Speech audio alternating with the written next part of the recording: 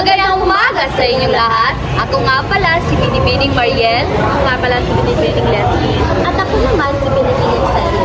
Ngayon, ibabahagi namin sa inyo kung ano nga ba ang table tennis. At kung ano nga ba ang mga benepisyo nito. Lalong-lalo na ang core values. Stop, look, and listen. What is table tennis? Table tennis, or also called ping pong, is a sport where 2 or 4 players hit a lightweight ball back and forth across a table using a small rackets. The table is divided by a net, and the goal is to score points by making the ball land on the opponent's side without them being able to return it.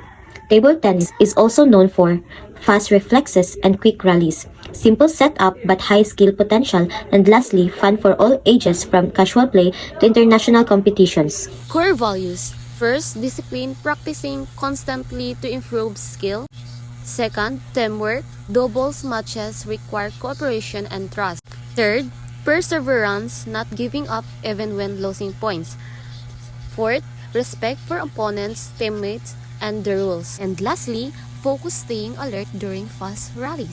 There are 5 benefits of playing table tennis. First, physical fitness. It improves our reflexes, coordination, and stamina. Second, mental sharpness. It helps us to make quick decisions and strategic thinking.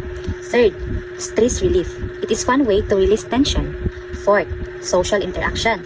It helps us to build friendships, teamwork, and sportsmanship. And lastly, accessibility. Easy to learn, playable by people of all ages. At dito nagtatapos ang aming video tungkol sa table tennis. Natutunan natin hindi lamang isang laro ang table tennis, kundi itinuturo rin ito ang disiplina, Pagtutulungan at syaga, habang pinapabuti natin ang ating kalusugan, isipan, at pakikipagkapwa. Maraming salamat sa panonood! Tara, laro na tayo!